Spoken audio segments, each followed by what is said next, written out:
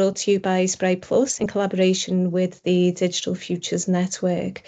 I'm delighted to welcome today's speaker, Dr. Cearns, who is a digital anthropologist based at the University of Manchester.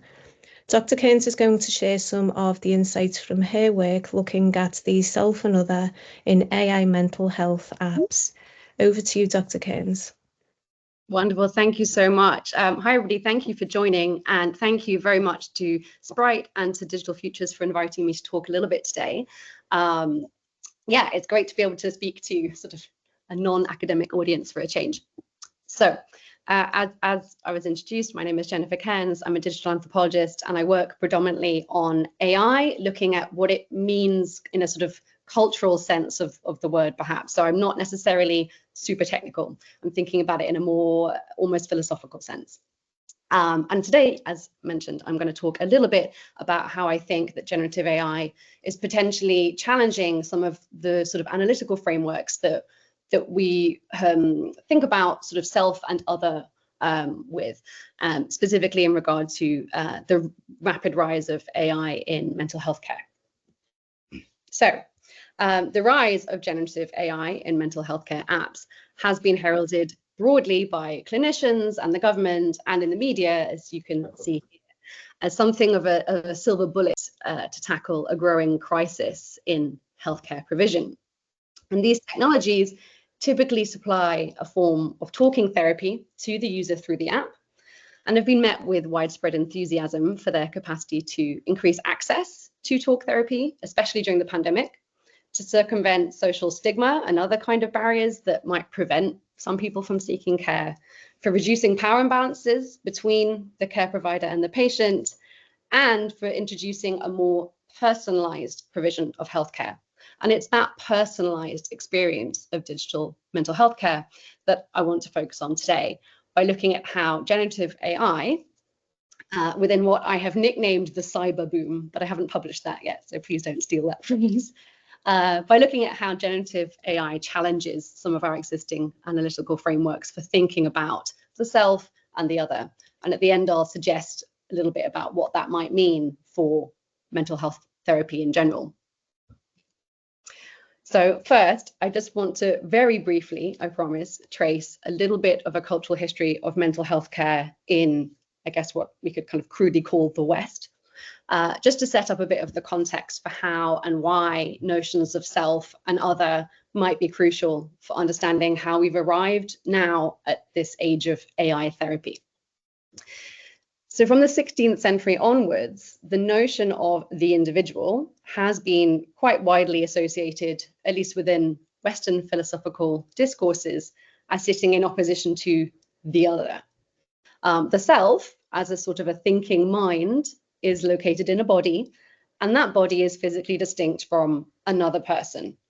And the thinking goes that this is how we know ourselves to be indivisibly and boundedly distinct as living, thinking beings. This illustration you're looking at here is an illustration of some of the philosophical thinking of René Descartes, famously talked a lot about the mind-body divide.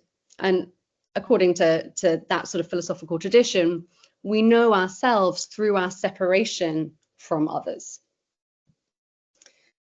And stemming from this sort of more post-Enlightenment or rationalistic framework, the history of treatment of mental illness has long centered around a creation of distance. So this is an illustration you're looking at here of an early asylum, Bedlam, which is in South London. And early asylums quite literally presented the, quote, insane at a distance to a visiting public. So at Bedlam Asylum particularly, the public could pay a penny to go and see, quite literally surveil the lunatics, who were often manacled to their beds. And a lesser known fact actually is that Charles Dickens went to visit with his family for a nice little day out, and actually got inspiration from that visit for a character in his book, Barnaby Rudge, I think. So many early mental health asylums were inspired by what's known as the panopticon, which was a sort of design by a philosopher called Jeremy Bentham, which also was central to a change in prison design. And actually many of London's Victorian prisons are based on this design. So in the case of, well, both the prisons and the asylums, the idea was that by separating the unwell from the well, this would encourage patients or inmates to view themselves from an externalized perspective. And the idea was that this would help to cure them. So again, there's this separation, which is physically constructed, and that enables surveillance both of the self and by an externalized other. In this case, a nurse, and you can see some of them here, or perhaps a prison guard. So most people today would trace modern day psychotherapy back to Sigmund Freud, who concluded that mental illness was the result of keeping thoughts or memories or dreams in the unconscious. And he developed methods which involve listening and providing interpretations that would bring these memories and thoughts to the light of day. So again, we have this focus upon externalizing the internal. The psychotherapist, in this sort of new strand of psychotherapy, proffers a kind of a sounding board, and in so doing helps the client to externalize their thoughts. And they sort of provide an analytical mirror, which facilitates analysis and allows people to detect behavioral patterns. And this remains at the heart of much psychotherapy today. And it's at the core of many of these apps and what they seek to do. So in this way, and the reason why I've just done a brief recap of all of that is that mental health tracking and diagnostic apps are leveraging a very long history of self-surveillance, and they introduce infrastructures to track subject formation. In the case of these apps, they do that by calling upon users to track their mood, which is something you can often track in these apps, by using AI to detect behavioral patterns, for example, through text entry. I know that some apps look at things like spelling mistakes and erratic typing. And so in this way, the apps bring a long-reaching history of surveillance within what we might broadly conceive of as mental health care into a 21st century setting. And the capacity for these apps to intelligently provide personalized care is seen as a particular advance that's afforded by AI compared to more traditional talking therapy or traditional treatments available. So most of these apps implement a technique called digital phenotyping, which essentially means that they categorize users into segments or groups, and they provide more tailored responses. So it's not one size fits all, it's more like one size fits a segment. And to do that, the apps will utilize mobile sensory data, so things like GPS or movement metrics. You know, often if you give them access, they know about your step count and things like that, or voice pattern analysis, sentiment analysis, if you're doing a journal entry feature, or if you're chatting to a chatbot talk therapy kind of feature. And these intelligent chatbots, in turn, are using large language models to simulate the patient-therapist encounter to deliver what is advertised as highly personalized and adaptive care. So I just want to take a moment to look a little bit more closely at how large language models that underpin these talking therapy platforms actually work. Because I suggest that they actually quite significantly disrupt some of our analytical frameworks of self and other, which, as I've just shown, are quite central to our ideas of philosophy of mind. So large language models work by placing data points in relation to other data points, or in other words, by placing individuals and the data that derives from them in relation to other individuals and their data. Large language models then process vast data sets to detect patterns and the relationships between data. And then from the context that they're given, they calculate what is the most likely text that would form a coherent response. And then this is shaped by various other kind of molds. So remember the digital phenotyping that I mentioned, I think on the last slide. And that is how the data output, the text, is shaped to make it feel personalized.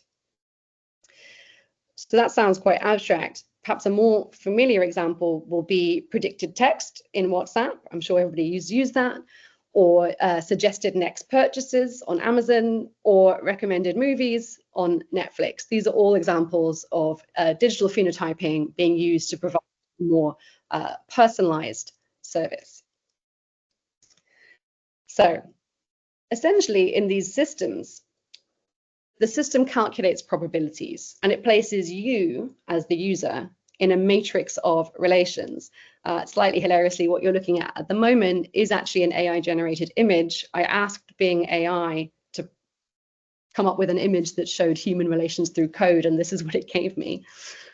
So basically, within a large language model, users who are near one another in these digital phenotyping systems are assumed to be similar. And so, for example, when you're using Netflix, it will have you in various categories at the back end, and it will recommend movies to you based on what other people have watched and what it holds to be true about you. For example, in WhatsApp, it will suggest the most likely next word you might want to type.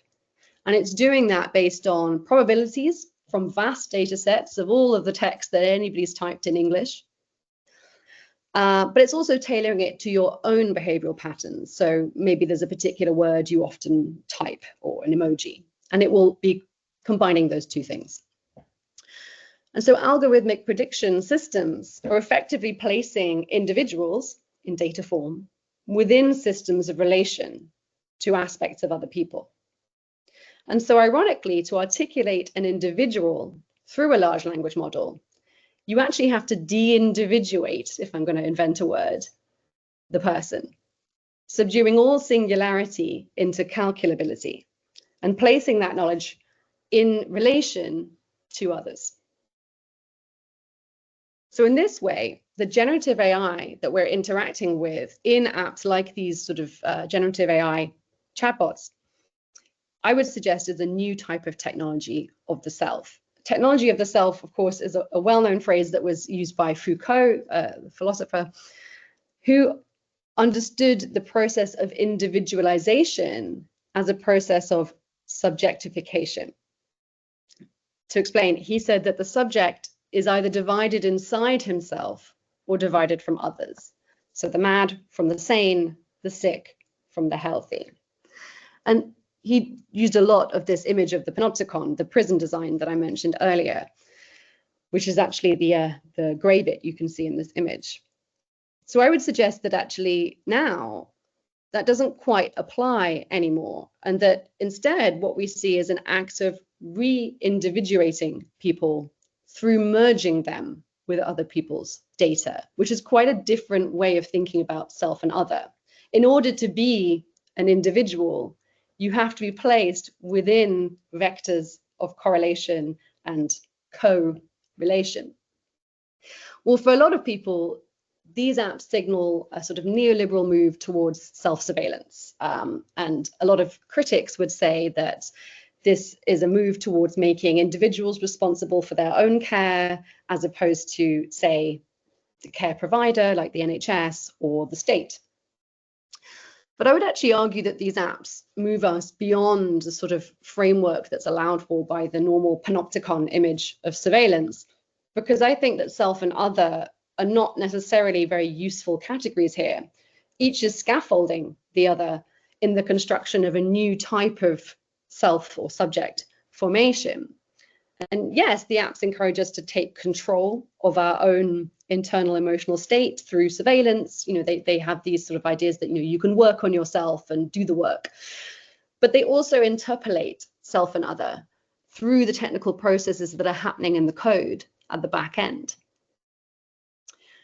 Most of the apps market themselves as being empathic, which has become a bit of a buzzword, empathic AI. In other words, is capable of constructing an intersubjective relationship. And my argument here is that empathy that's simulated by these apps signals perhaps a new terrain for discussions on algorithmic personalization and what it means to be an individual in an age of generative AI. So Sophie Day and Celia Lurie have also written about this, and I recommend their work to you. And as they've pointed out, in this landscape that we're in now, personalization isn't actually personal. It's never about one person. It's about generalization. So personalization also constrains who we are and how we can be. There's kind of an interesting paradox here, I think, that in order to make something feel really personalized, the whole system actually relies upon something deeply impersonal, which is sort of, boiling people down into vast numbers of data sets and interpolating them together. And there's an inherent assumption within systems like this that reduce patients to data points, that each data point is comparable to the next. We exist in these calculations in relation to others, and well-being actually becomes, ironically, not a very personal topic at all, but inherently relational. So in this way, algorithmic personalization within the context of mental well-being, I would suggest actually signals a shift back to a sort of older mode of psychological thinking that developed in Western Europe alongside industrialization. You're looking at two images here from the 18th and the 19th century, respectively. And they were sort of about psychological approaches that were seeking to standardize and quantify the human psyche with a sort of rigor of empiricism. So personalized healthcare in the light of this generative AI becomes more about reducing subjectivities into matrices of data and then designing the digital interface in such a way as it seems or feels relevant or human or individualized or personalized to the people that are interacting with it. But in actual fact, it rests on these vast data sets that standardize, normatize, categorize subjective realms of well-being. The promise of digital phenotyping, this way of categorizing users into segments for mental health, may appear to be very person-centered, and of course it's advertised as such, but it actually signals a return to a sort of older form of objectivity in some ways, an increased emphasis on metrics and enumeration. This is an app that I found which incredibly gives a, quote, Freud score, which I think would have blown Freud's mind. But in so doing, this revives wider critiques of power in and of psychiatry and the more rational focus of medical science more broadly. And it lays bare some of the paradigms of knowledge production that these dynamics have traditionally rested upon. So the argument I want to make and open up for discussion as well is that these technical solutions or processes that I've outlined briefly here force us to reconsider our working definitions of what empathy or interpersonal relationships even mean. Because empathy is typically viewed as an intersubjective thing. It's fundamentally about relating to the other. If we cast our minds back to my very brief overview of the history of talking therapy, that was quite central to Freud's formulation of it. The therapist's role is that they help the patient to externalize their thoughts, to assume a perspective of the other rather than the subject, and in so doing, get some analytical distance, to use that word again. So in that relationship, there is also an external other, the therapist, who is providing their own expertise as well. But in these emerging AI talking therapies, the machine learns from and adapts to the data it receives. In other words, what you tell it. And so, as well as the data that it's drawing on in the large language model, as one of the adverts for these apps states, it grows with you. To be more precise, it grows with gigabytes of user-created data. So its look and feel is derived not only from you, but from countless others. And so the question I don't necessarily have an answer to, but I would like to open up is, are you talking to yourself when you're interacting with these? Are you, in fact, in an echo chamber or a sort of hall of mirrors, typing to refracted versions of your own psyche, mediated by the app? Who are we relating to when we're using these tools? Ourselves, maybe, mediated by the data of anonymous others that are deemed to be like us according to certain matrices of standardized data. So I'll end by reaching back to that panopticon image. Nicholas Rose who has written a great deal about sort of the cultural role and history of psychology.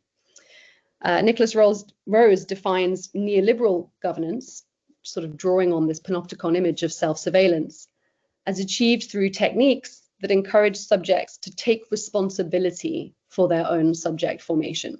And this is a fairly classic critique of the sort of move towards some aspects of psychotherapy, the idea that it becomes your responsibility to get well, which is sort of in some ways also inherently a political statement. And so as I outlined above, these mental health apps track our mood and so forth and encourage us down this trajectory, certainly, enabling us to take control of our emotional state and work on ourselves.